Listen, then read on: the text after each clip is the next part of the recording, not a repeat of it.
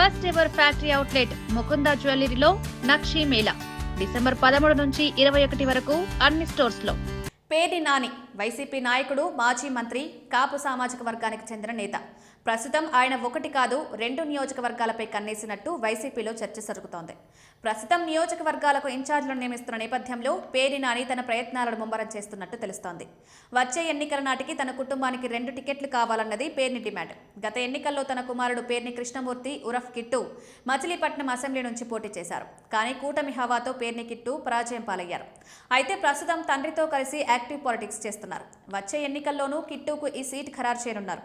మరి నాని పరిస్థితి ఏంటి అంటే, వాస్తవానికి ఆయన గత ఎన్నికల్లోనే రిటైర్మెంట్ ప్రకటించారు. తాను రాజకీయాల నుంచి తప్పుకుంటున్నట్టు చెప్పారు. ఈ క్రమంలోనే తన కుమారుడికి చోటు కల్పించారు. కానీ మారుతున్న పరిస్థితులు, రాజకీయ కారణాల నేపథ్యంలో పేర్ని నాని వచ్చే ఎన్నికల్లో పోటీకి రెడీ అవుతున్నారు. ఈ నేపథ్యంలోనే ఆయన మచిలీపట్నం పార్లమెంటు స్థానంపై కన్నేసినట్టు తెలుస్తోంది. ఇక్కడ వైసీపీకి గ్యాప్ ఎక్కువగా ఉంది. దీంతో ఆ గ్యాప్ను తనకు అనుకూలంగా మార్చుకునేందుకు నాని ప్రయత్నాలు చేస్తున్నారు. గత ఎన్నికల్లో బాలశౌరి వైసీపీ నుంచి బయటకొచ్చి జనసేన తరపున విజయం దక్కించుకున్నారు. ఈ క్రమంలోనే వైసీపీ సింహాద్రి చంద్రశేఖర్ను బరిలో నింపింది. ఆయన 5 లక్షల ఓట్లను సాధించారు. ఫలితంగా బాలశౌరి 2 లక్షల ఓట్ల పైచిలుకు మెజారిటీతో విజయం దక్కించుకున్నారు. ఇక వృత్తిరీత్యా వైద్యుడు కావడం, యాక్టివ్ పాలిటిక్స్ పై సింహాద్రికి అంత ఇంట్రెస్ట్ లేకపోవడంతో ఆయన వైసీపీని దాదాపు వదిలేశారు.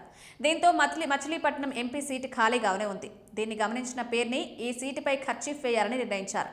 వచ్చే ఎన్నికల్లో తాను ఎంపీగా, తన కుమారుడు ఎమ్మెల్యేగా పోటీ చేయడం ఖాయమని, గెలుపు కూడా తథ్యమని ఆయన తన వారితో తరచుగా చెప్తున్నట్టు తెలుస్తోంది. అయితే ఈ విషయంలో వైసీపీ అధినేత గ్రీన్ సిగ్నల్ ఇస్తారా లేదా అనేది చూడాలి.